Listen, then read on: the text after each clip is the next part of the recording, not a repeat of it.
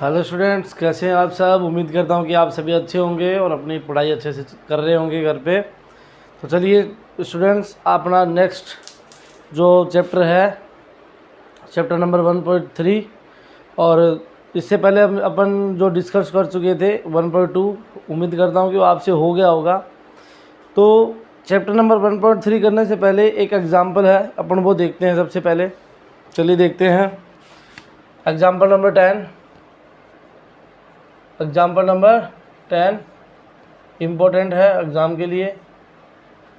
देखिए आपका example number 10 क्या कहता है। यदि f अब की बार क्या है, एक अपना ऐसा फंक्शन है रेशनल नंबर से रेशनल नंबर में, जहाँ दिया है, यहाँ पे लिख देता हूँ गिवन दैट, दिया गया है f है वो q से q में परिभाषित है, और साथ ही फंक्शन दिया है एक g q से q में परिभाषित है। तब फलन f(x) = 2x, f(x) = 2x और g(x) = x + 2 दिया हुआ है। हमें ज्ञात करना है to be find that g of f का होल इनवर्स =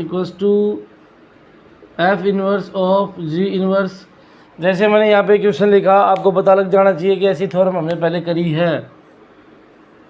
क्या करी है? ऐसी थ्योरम करी है। तो चलिए सॉल्यूशन देखते हैं। सबसे पहले क्या करेंगे, दो फलनों का संयुक्त फलन निकालेंगे। संयुक्त फलन देखेंगे कि एक एककीय साधक है कि नहीं।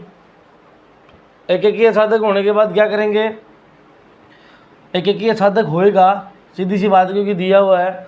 एक एककीय साधक होने के बाद संयुक्त फलन निकालने के बाद हम जो संयुक्त फलन होगा उसका इन्वर्स फंक्शन निकालेंगे, और इन्वर्स फंक्शन निकालने के बाद हम ये सिद्ध कर देंगे कि अपने ये दोनों क्या हैं, इक्वल है। तो सबसे पहले क्या करोगे, यहाँ से आप इन दोनों फलनों की सहायता से संयुक्त फलन निकाल लोगे, फिर संयुक्त फलन का इन्वर्स कर दोगे। ठीक है, यहाँ से सीधा इन्वर्स फलन निकालोगे, दोनों को इक्वल रख दोगे। यदि दोनों इक्वल हैं तो अपना क्या है, गोफ का होल इन्वर्स है वो f इन्वर्स और g इन्वर्स के इक्वल है। तो चलिए देखते हैं सॉल्यूशन में सबसे पहले क्या लिखोगे, सबसे पहले ये लिखोगे, हम जानते हैं कि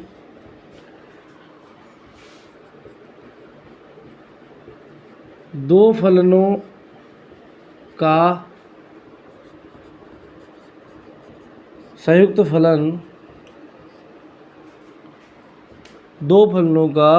फलन सदैव एकैकी आच्छादक होगा यदि दो फलनों का संयुक्त फलन एकैकी आच्छादक होगा यदि प्रत्येक फलन f तथा g एकैकी आच्छादक हो। इंग्लिश वाले बच्चे कैसे लिखेंगे, we know that the bijection of two function are composite of bijection two function are absolutely bijection if the फलन f and g are also bijective। बात समझ में आ गई कि दो फलनों का संयुक्त फलन सदैव एकैकी आच्छादक होगा यदि प्रत्येक फलन f तथा g एकैकी आच्छादक हो। समझ में आ गई बात। चलिए उसके बाद देखते हैं हमें जो फलन दिए गए उनसे, तब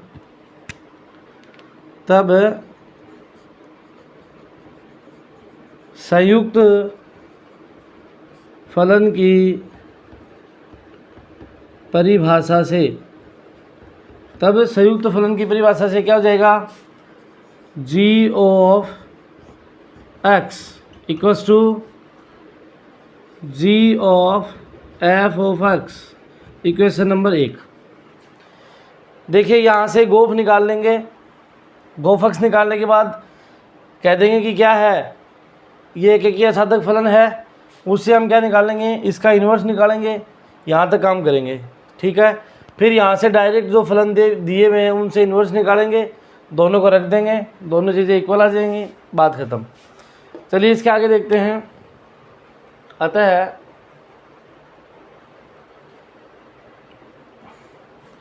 देखिए g of f x equals to g of f of x, ये मैंने नीचे लिखा है। आगे अब क्या करना है, g ऑफ एफ एक्स की वैल्यू क्या है, 2x है, बात समझ में आई। और g ऑफ x की वैल्यू क्या हो जाएगी फिर, 2x plus 2।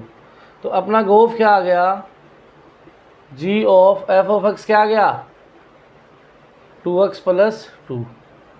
Equation number first, equation number, आप इसको फर्स्ट मत दो, आप इक्वेशन फर्स्ट इसको दे दो, इक्वेशन सेकंड इसको दे दो, और ये हो गया थर्ड।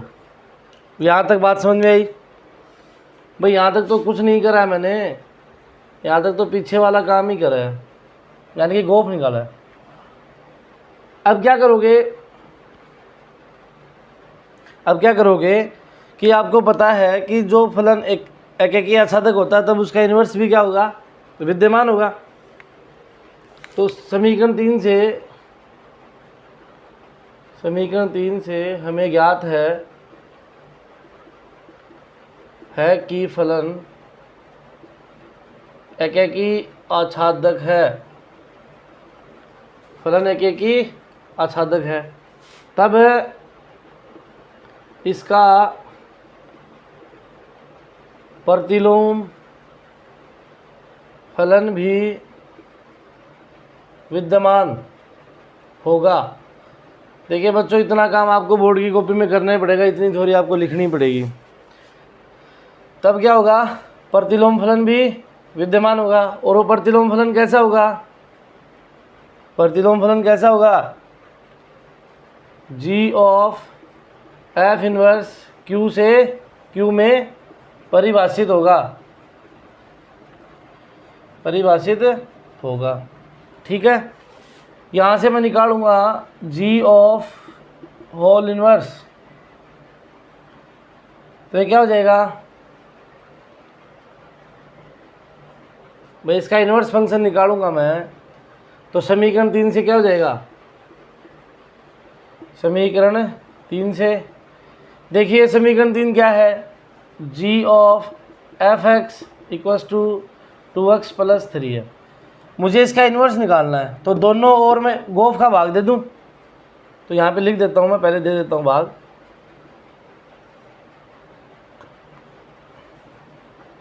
यहाँ पे लिख देते हैं चूँकि दोनों ओर से गोफ का भाग देने पर, दोनों ओर से गोफ का भाग देने पर, दोनों ओर से गोफ का भाग दिया, ये वाला गोफ कैंसिल, ये क्या हो जाएगा, x equals to g of f inverse 2x plus 3, ठीक है। g of f inverse 2x plus 3, हमें क्या चाहिए, गोफ इनवर्स x चाहिए, तो ये वाला 2x है, ये इसके मल्टीप्लाई में रहेगा, तो इसको सोल्व कैसे करेंगे, g ऑफ एफ का whole inverse x equals to क्या हो जाएगा, क्या हो जाएगा, x माइनस 3 अपॉन 2। बात समझ में आई? ये क्या हो जाएगा, x minus 3 upon,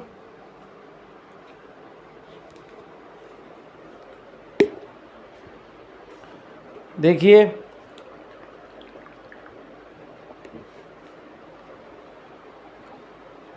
sorry 2x plus 2 है वो, 3 नहीं है, 2x प्लस 2 है, वो 3 नहीं है, ये 2 है यहाँ पे। ये क्या है? 2 है बच्चों यहाँ पे। तो ये क्या हो गया? ये आपका इन्वर्स फंक्शन आ गया। इसको मैं इक्वेशन नंबर देता हूँ 4। इसको इक्वेशन नंबर देता हूँ 4। बात समझ में आई? चलिए अब हमें क्या करना है?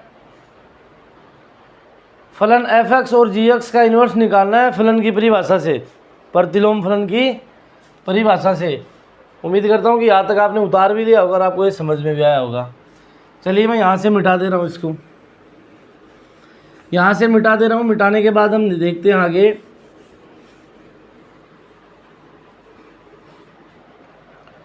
देखिए समीकरण 1 व 2 से, समीकरण 1 व 2 से देखिए उसके आगे का इधर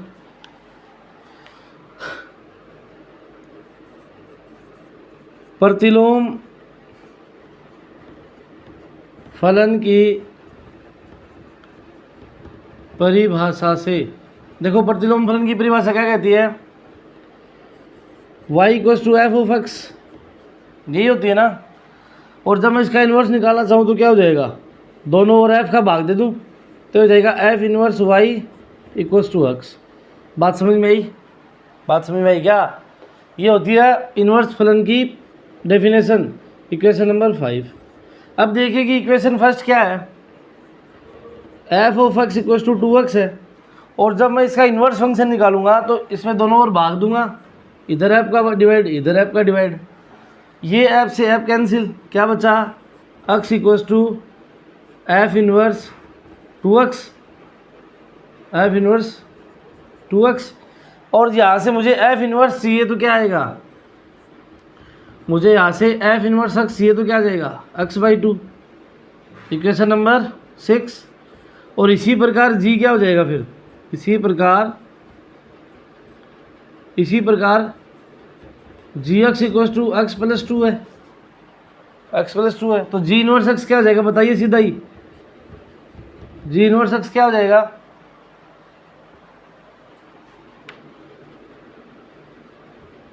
g इनवर्स x क्या हो जाएगा बताइए भाई। देखो यहाँ पे g इनवर्स हो जाएगा तो ये x प्लस 2 होगा, x प्लस 2 इधर आएगा तो ये क्या हो जाएगा? कर लो आप,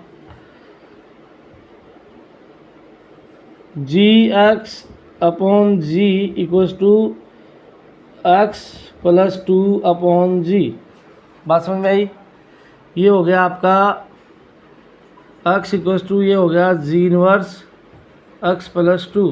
और यहाँ से निकालोगे तो ये क्या हो जाएगा? g inverse x equals to x minus 2। ये इक्वेशन नंबर हो गया 7। बात समझ में आई? बात समझ में आई क्या यहाँ तक?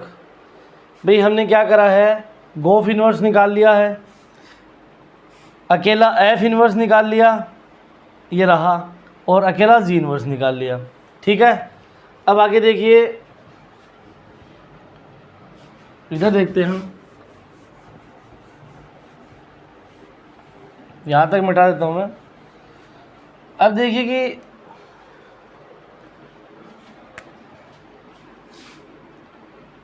f inverse of g inverse x क्या होना चाहिए? f inverse g inverse x, यही होना चाहिए। बात समझ में आ रही है? तो देखिए f inverse g inverse x की वैल्यू क्या है?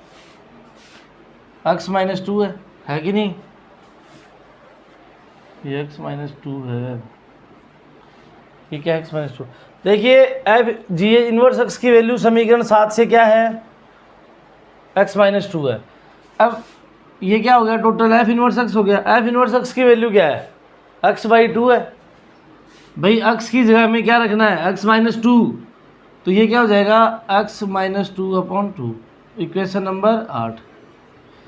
अब देखिए कि क्या इक्वेशन नंबर 4 और इक्वेशन नंबर 8, समीकरण नंबर 4 और समीकरण नंबर 8 क्या बराबर है? भाई बराबर ही तो है। अतः समीकरण 4 व 8 से, समीकरण 4 और 8 से क्या हो जाएगा, g of f inverse x equals to f inverse of g inverse. बात समझ में आई? कैसे कि समीकरण 4 में जी इनवर्स, जी का होल इनवर्स एक्स क्या है, एक्स माइनस 2/2 है। उसी प्रकार F inverse of g inverse क्या आया समीकरण 8 से, एक्स माइनस 2/2। जब एल एच एस और आर एच एस अपनी इक्वल है तो ये क्या हो गया, फलन सिद्ध हो गया। Hence prove, hence prove. देख लीजिए आराम से,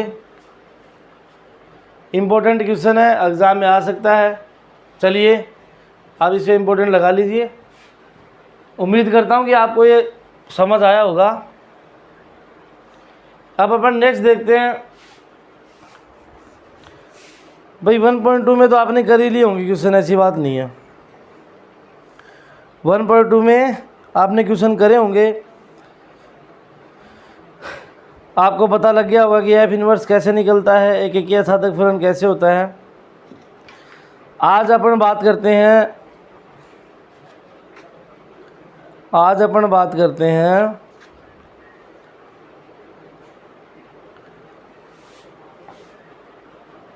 चैप्टर नंबर 1.3 जो कि लास्ट है, चैप्टर नंबर 1.3 जो कि लास्ट है। तो देखिए चैप्टर नंबर 1.3 से पहले मैंने आपको बताया था बाइनरी ऑपरेशन के बारे में। चैप्टर नंबर 1.3 से पहले मैंने शुरू की दूसरी क्लास थी शायद अपनी, उसमें मैंने आपको बाइनरी ऑपरेशन द्विआधारी संक्रियाओं के बारे में बताया था, उनके बारे में लिखवाया भी था। देखो अब क्या होगा कि एक फलन ऐसा दिया जाएगा, उसमें द्विआधारी संक्रियाएं अब अपन को टेस्ट करनी है, लगेगी कि नहीं लगेगी। यदि लगेगी तो उसकी इन्वर्स फंक्शन क्या होगा, उसका आइडेंटिटी फंक्शन क्या होगा, वगैरह वगैरह। ऐसी चीज़ें हमें क्या करनी है, अब फाइंड आउट करनी है। तो देखिए कैसे,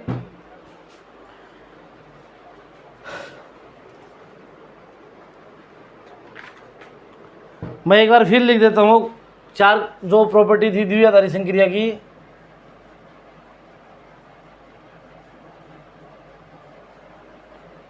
बाइनरी ऑपरेशंस की जो 4 प्रॉपर्टी थी वो मैं लिख देता हूँ फिर से। पहली थी क्या, कम्यूटेटिव, कर्म विनिमेयता, कम्यूटेटिव। दूसरी थी साहचर्यता, एसोसिएटिव। तीसरी थी आइडेंटिटी एलिमेंट, तत्समक अवयव, आइडेंटिटी एलिमेंट,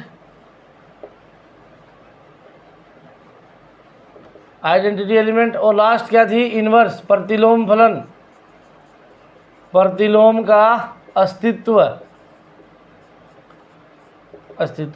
इनको अपन लिखते कैसे थे, क्रम विनिमेयता थी, उसको कैसे लिखते थे, a star B equals to B star a. यानी कि एक ऐसा फलन जिसमें दो जो एलिमेंट लिए जाएं वो क्या हो, हमेशा ए बराबर बी हो। बात समझ में आई। For all a belongs to b into कोई भी सेट, जैसे आर हो गया, क्यू हो गया, जेड हो गया। समझ में आ गई बात? ठीक है, ये पहली थी। दूसरी क्या थी, a star B star C equals to A star B star c. बात समझ में आ गई,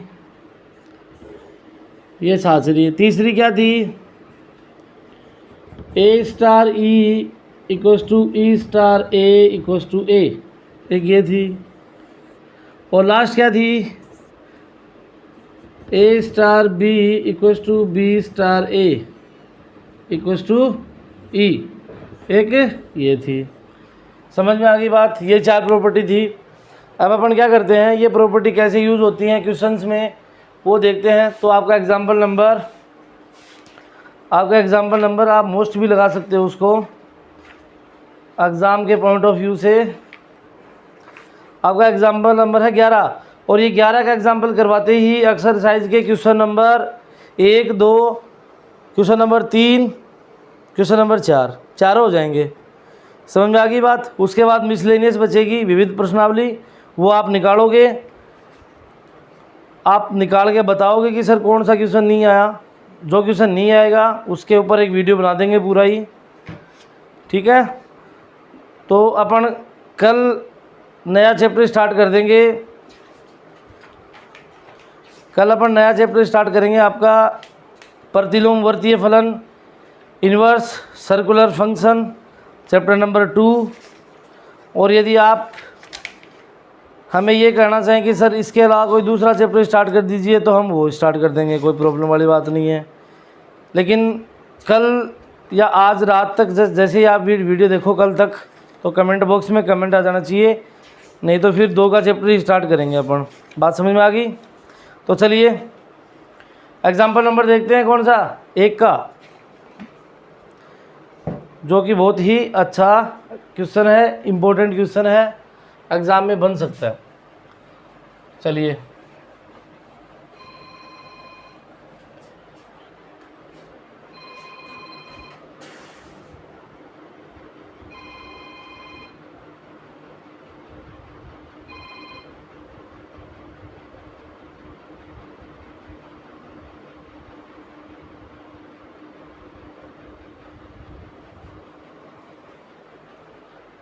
चलिए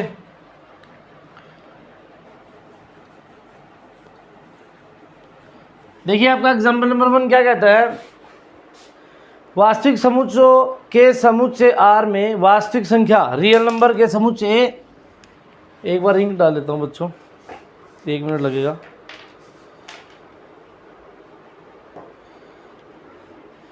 देखिए आप क्वेश्चन देखिए, बुक आपके पास होगी, आप पढ़ रहे हो। एग्जाम्पल नंबर 11, पेज नंबर 17, 17,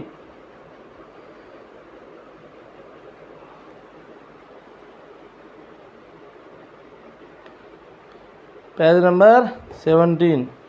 चलिए देखते हैं क्या कह रहा है एग्जाम्पल नंबर 11।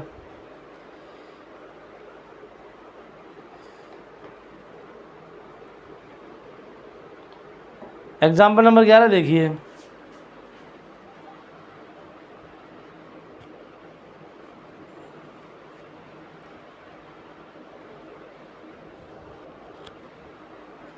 देखिए क्या कह रहा है कि वास्तविक संख्याओं के, एग्जाम्पल नंबर 11,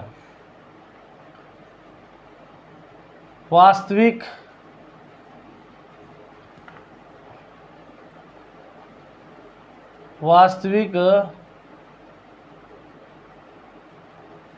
संख्याओं के समुच्चय, the set of real number, समुच्चय R में एक फलन इस प्रकार परिभाषित है, एक फलन संक्रिया स्टार में, ये संक्रिया है भाई, बाइनरी ऑपरेशन में इस प्रकार परिभाषित है कि A star B equals to A plus B minus AB for all A comma B belongs to R, A not equal to 1। कहने का मतलब क्या है कि A है वो क्या है, नॉट इक्वल टू 1, यानी कि A की वैल्यू 1 को छोड़कर बाकी सारी हैं। समझ में आ गई बात। चलिए सॉल्यूशन देखते हैं।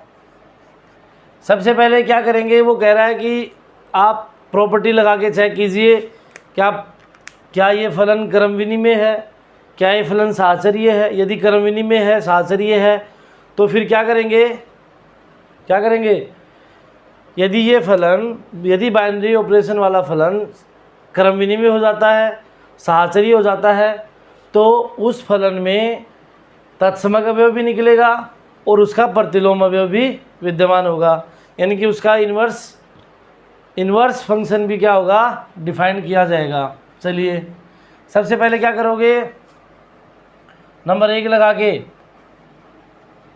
कर्म विनिमेयता,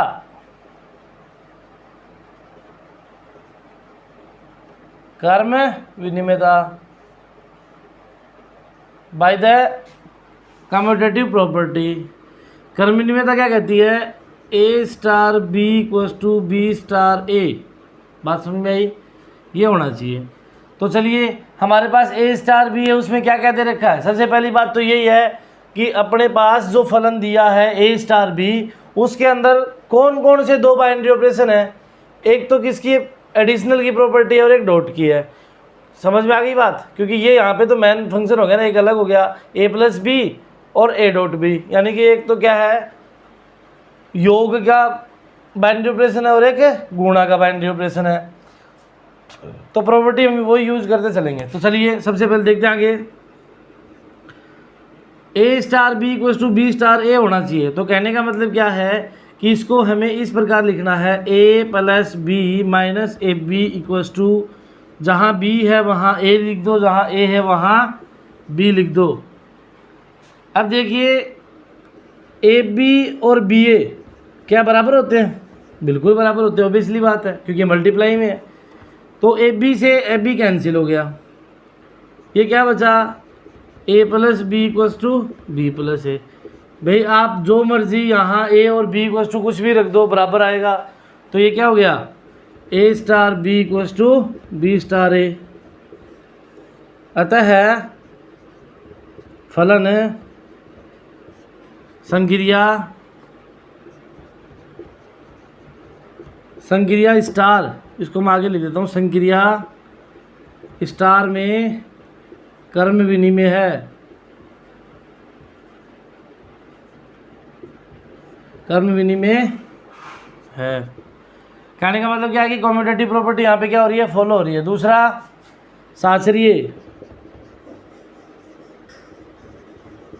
साचरीयता, एसोसिएटिव प्रॉपर्टी। एसोसिएटिव प्रॉपर्टी क्या होती है? देखिए एसोसिएटिव प्रॉपर्टी थोड़ी सी बड़ी होगी, क्योंकि इसमें बड़ा काम होता है। कैसे? A star B star C equals to A star B star c. पहले क्या करोगे? ए स्टार बी, फिर क्या करोगे? B star c. समझ में आ गई बात? चलिए अब यहाँ पे मैं प्रॉपर्टी लगाने जा रहा हूँ। ये प्रॉपर्टी आपको बहुत ध्यान से समझनी है। ए स्टार बी स्टार सी अलग निकाल लेंगे, ए स्टार बी स्टार सी अलग निकाल लेंगे, दोनों को इक्वल रख देंगे। तब यदि दोनों बराबर आ जाएंगी तो कह देंगे कि फलन के लिए संक्रिया साचरीय है। बात समझ में आई? तो चलिए मैं यहाँ से मिटा रहा हूँ इसको।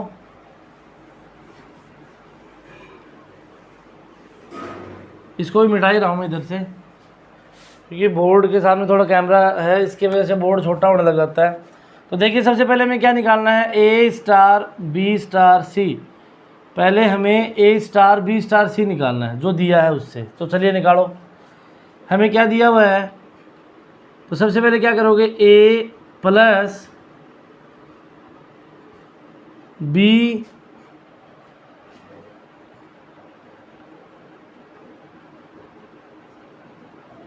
भाई ए को बाहर रख लिया, फिर B plus c minus b सी, क्योंकि पद क्या होना चाहिए? इक्वल होना चाहिए ए बी सी। बात समझ में आ रही है ना? Dot c. बात समझ में आ गई? या आप इसको ऐसे भी कर सकते हो, minus B plus c minus b C dot, इसको आप ऐसे ही रहने दो ना, ए प्लस सी माइनस बी सी। देखिए कैसे? ए प्लस बी, तो बी प्लस सी माइनस, हाँ यहाँ पे क्या आ जाएगा? ए की डॉट वाली संक्रिया। सही है? चलिए पहले प्लस वाली लगाते हैं, उसके बाद डॉट वाली लगाते हैं। तो ये क्या हो जाएगा? A plus c minus b c minus, इसका मल्टीप्लाई करेंगे a B minus a c plus a b c. बात समझ में आई? तो ये क्या हो जाएगी? A plus b plus c minus A B minus b c minus c a plus a b c. Equation number 1 दे दो।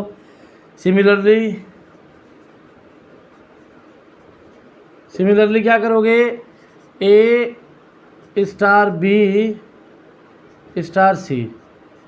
अब की बार क्या करोगे, सी के लिए लगाओगे तो लगाओ। सी आ गया इधर, या आगे ले लेंगे सी को, कोई दिक्कत नहीं है। ए plus B minus A B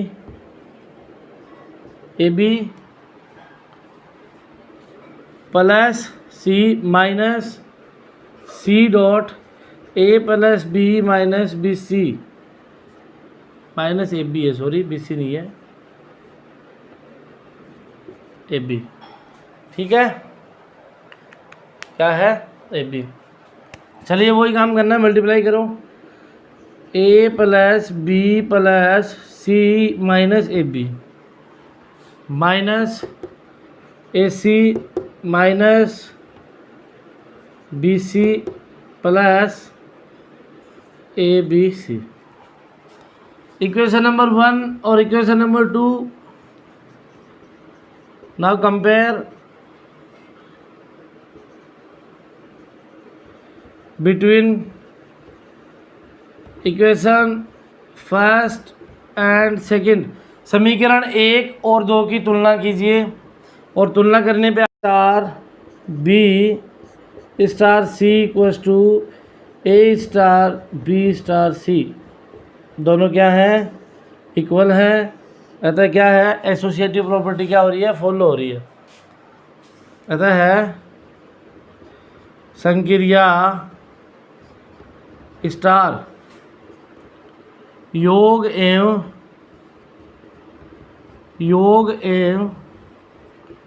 गुणन के लिए, योग एवं गुणन के लिए साहचर्य है। योग एवं गुणन के लिए साहचर्य है। बात समझ में आई? चलिए शाबाश, उतारिए इसको। उसके बाद क्या करेंगे, तीसरी आइडेंटिटी।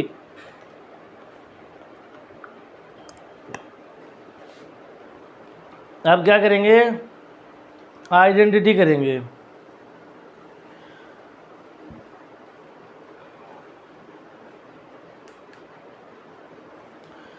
आइडेंटिटी करते हैं, चलो इधर कर देता हूँ। तीसरी, तत्समक अवयव। तत्समक अवयव के लिए क्या हो जाएगा, यदि संभव हो तो माना संक्रिया स्टार के लिए तत्समक अवयव ई है, संक्रिया स्टार के लिए तत्समक अवयव ई है, तब ए बिलोंग्स टू आर, यानी कि एक एलिमेंट ऐसा होगा जो हर बार क्या करेगा, एक ऐसा यूनिक एलिमेंट होगा ना ये, जो क्या करेगा, हर बार आर में अद्वितीय हल देगा। तब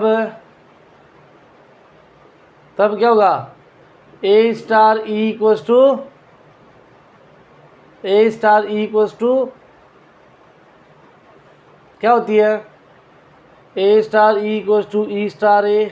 बात समझ में आई है ना, यही होती है ना, अरे यही होती है ना identity. A star e equals to a. अब ए स्टार ई अपना फलन क्या दिया हुआ है, इसका मतलब क्या हो गया, इसको समीकरण नंबर क्या दे देते, 3 दे देते हैं। देखिए समीकरण नंबर 3 से और जो अपने को दिया है उसमें देखिए यहाँ से क्या महसूस हो रहा है आपको, यहाँ से ऐसा नहीं दिख रहा कि ई इक्वल्स टू बी है, तो अपन उसमें ई इक्वल्स टू बी लिखते हैं। देखिए तो a plus e minus a e equals to a. बात समझ में आई? ए से ए कैंसिल, क्या आया, e minus a e equals to 0, यहाँ से ई आ रहा है एलसीएम, सॉरी एलसीएम नहीं कॉमन आ रहा है, 1 माइनस ए इक्वल्स टू 0। तो क्या आइडेंटिटी एलिमेंट आया है जो तत्समक अवयव आया है वो क्या आया है, 0 आया है। जब तत्समक अवयव आ गया,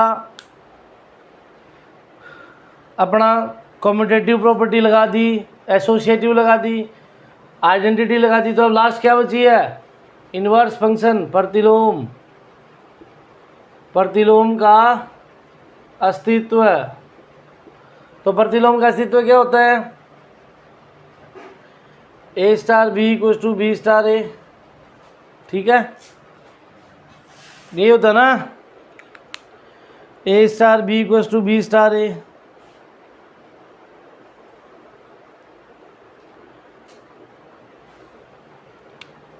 a star B equals to E होता है तत्समक प्रतिलोम में। तो A star B equals to E है, तो अपने पास ई क्या है बच्चों, समीकरण नंबर 4 से। तो यहाँ पे लिख देता हूँ ए स्टार बी क्या है, अब A plus B minus A B equals to 0, यहाँ पे लिख देता हूँ समीकरण नंबर 4 से, समीकरण नंबर 4 से। तो देखो यहाँ से अपना प्रतिलोम फलन क्या आ जाएगा, प्रतिलोम में व्यव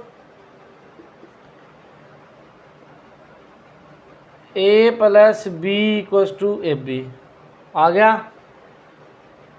और यदि ये बी आगे चला जाएगा तो क्या हो जाएगा, A B minus B, A equals to A आ गया एलसीएम, एलसीएम नहीं बार बार सॉरी, ये आ गया कॉमन। क्या बचेगा, बी कॉमन आएगा इसमें, ए माइनस 1 बचेगा, ठीक है।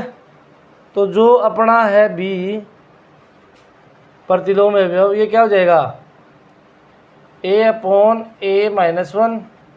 बात समझ में आ गई, ये कहीं मैंने गलती तो नहीं कर दी, ठीक है, ए माइनस 1। तो बी इक्वल्स टू क्या आ गया, ए अपॉन ए माइनस 1, और ये बी क्या है, प्रतिलोम अवयव। आंसर समझ में आ गई बात, ये क्या है आंसर, हैंस प्रूव बच्चों। तो अब अपना चैप्टर नंबर 1 है वो कंप्लीट हो गया लगभग, चैप्टर नंबर 1 है वो कंप्लीट हो गया लगभग, और उम्मीद करता हूँ कि आपको समझ में भी आया होगा। एक दो बच्चे की शिकायत थी कि सर थोड़ा हिंदी में बताइए, तो वो बखूबी काम चल रहा है, दोनों ही लैंग्वेज में चल रहा है, क्योंकि इंग्लिश मीडियम वाले बच्चों को कोई प्रॉब्लम नहीं है। अब देखते हैं, कोई एक आध क्वेश्चन और बचा हुआ है तो करवाने की कोशिश करता हूँ मैं।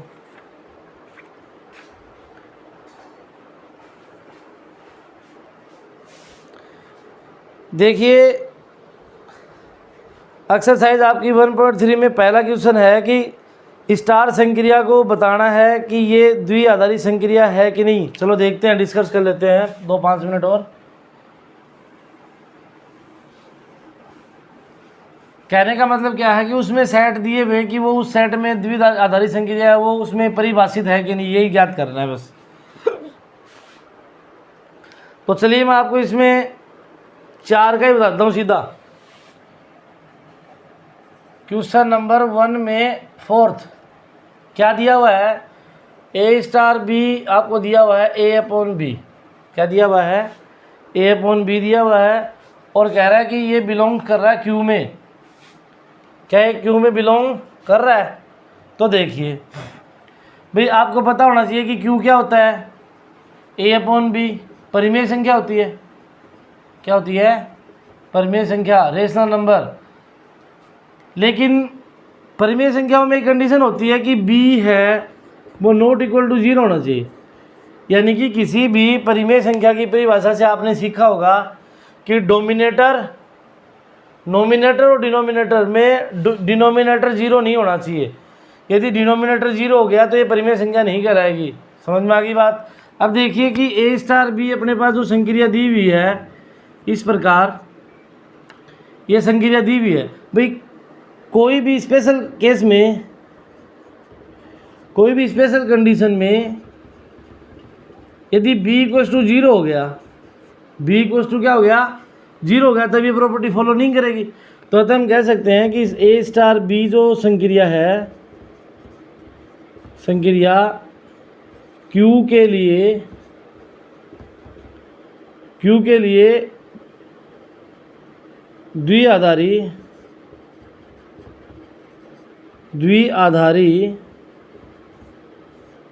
संक्रिया नहीं है, संक्रिया नहीं है। बस यहीं तक आपका आंसर हो गया, यही आंसर देना है। तो ऐसे ही करना है कि आपको सेट देगा, रियल दे देगा, नेचुरल दे देगा, रेशनल दे देगा, इरेशनल दे देगा, इंटीजर दे देगा। समझ में आ गई बात? तो आपको उसमें चेक करना है कि ये सेट कि ये इसमें कंटेन करेगा कि नहीं करेगा। बात समझ में आ गई? एक का क्वेश्चन हो गया। दूसरे क्वेश्चन में भी क्या करना है आपको, कर्म विनिमयता और साचर्यता है या नहीं, एक तो इसमें बता देते हैं।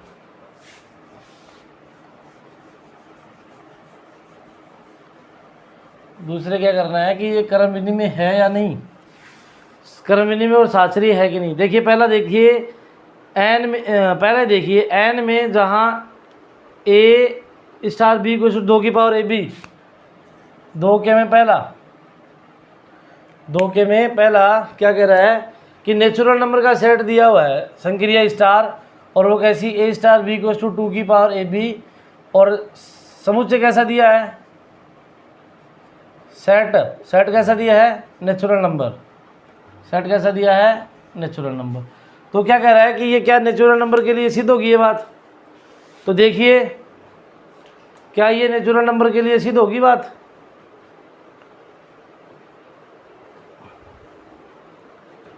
तो देखिए सबसे पहले क्या करोगे,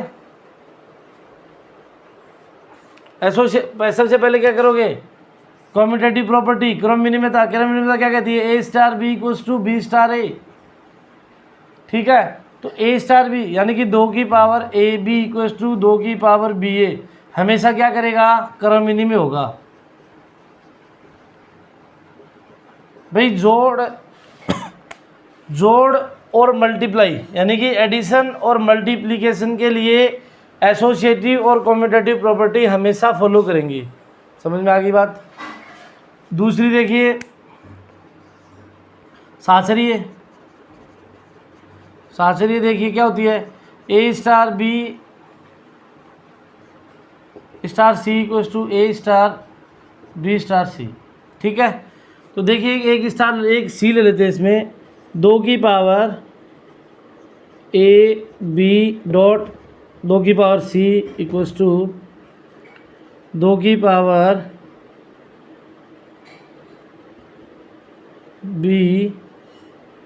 अब की बार क्या करेंगे, 2 की पावर 2 की power a C dot B. तो ये क्या हो जाएगा, 2 की पावर, जब दोनों के बेस इक्वल तो घातें क्या होती है, जुड़ती हैं।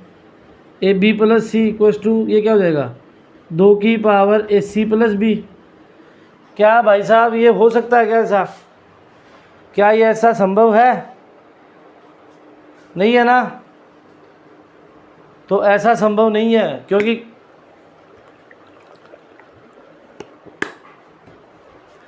अपन यदि यहाँ पे वैल्यू लेके देखते हैं तो वो कभी भी क्या नहीं आएंगी, इक्वल नहीं आएंगी। तो ये साचर्य नहीं है, संक्रिया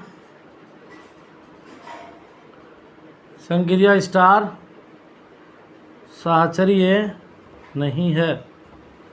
बस यही टेस्ट करना है। 2 क्वेश्चन कंप्लीट हो गए आपके।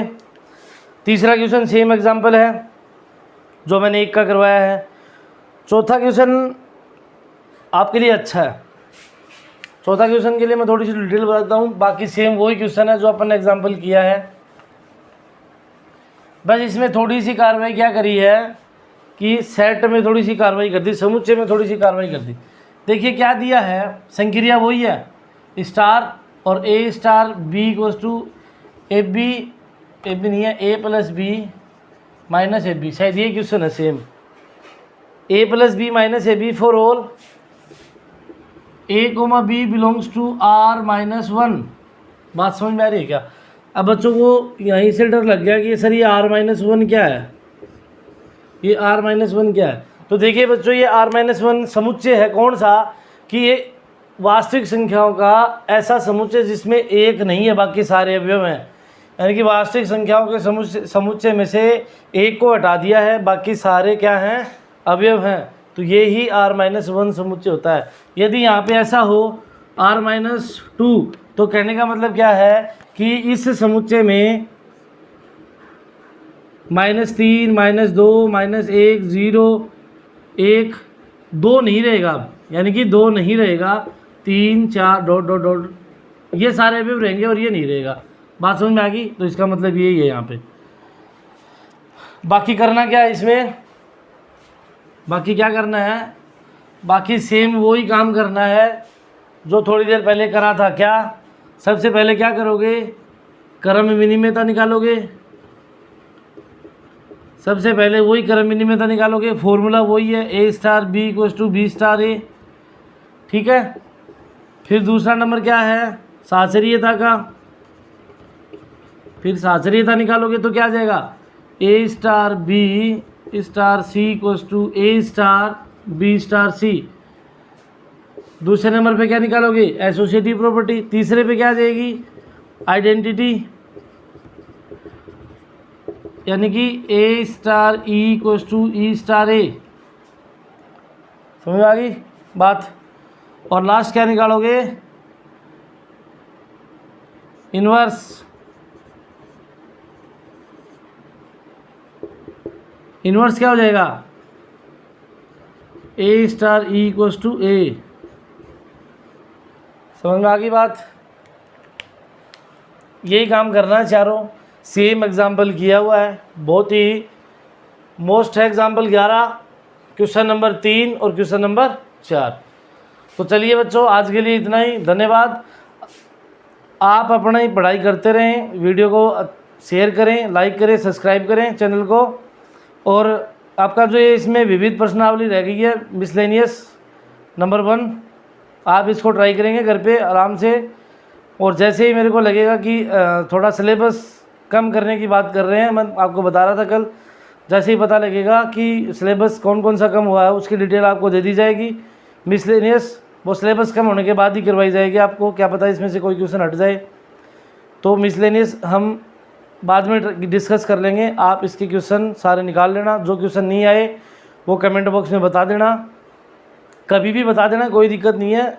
चाहे 10 का चैप्टर चल रहा हो, आप बीच में कमेंट करोगे तो आपको इसका सॉल्यूशन का वीडियो डाल दिया जाएगा। ठीक है। तो चलिए, हंसते रहिए, मुस्कुराते रहिए और बाहर जाने से बचें। धन्यवाद।